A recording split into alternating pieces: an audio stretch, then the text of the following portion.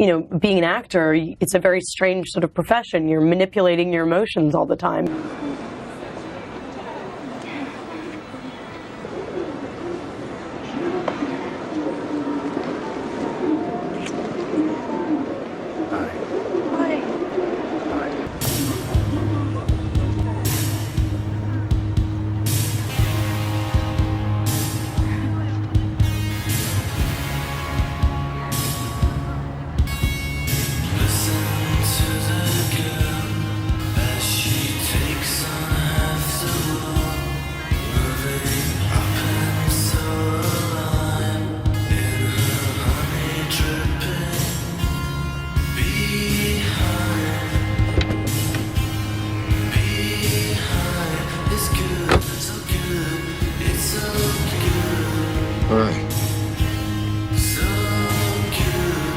Filmmakers and audiences became aware of you when you appeared in Robert Redford's The Horse Whisperer. How old were you when you were in the movie? I was 12. It was a completely transformative experience. I started to understand my job while I was making that film. How did you get this good?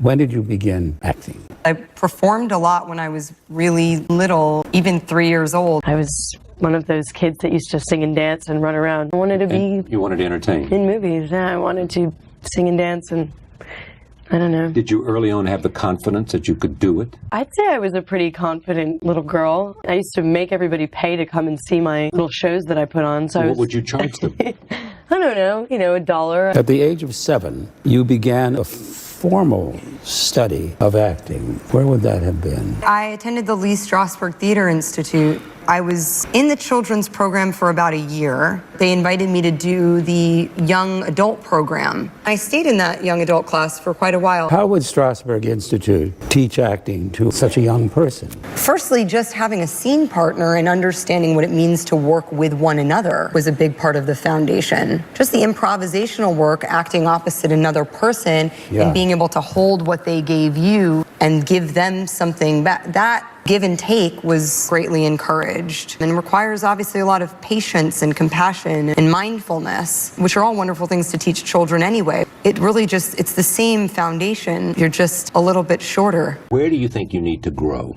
at the tender age of 19?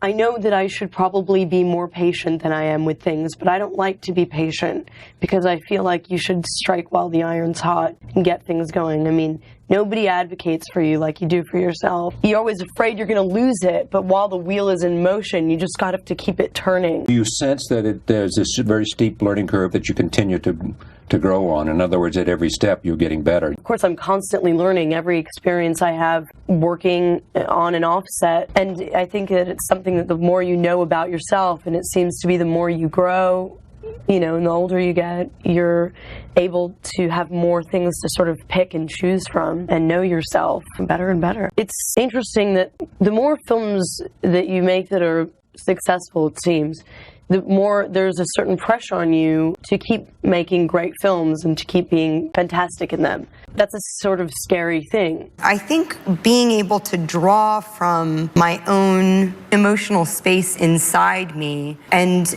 be able to have compassion for myself in a way and the experiences that I have had, and use those experiences and those emotions to really adapt to any kind of situation or environment. That has been something that I carry with me. Definition of success means so many different things to different people. For me, I feel like I've had success when I've done my best job at that very particular given moment. When I feel, okay, this is all I have to give. If I was brave and I pushed myself out of my comfort zone,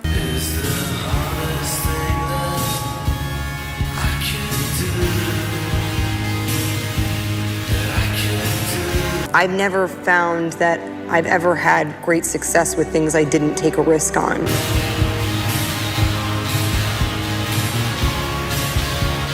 So I think just feeling okay with failing has led me to find success.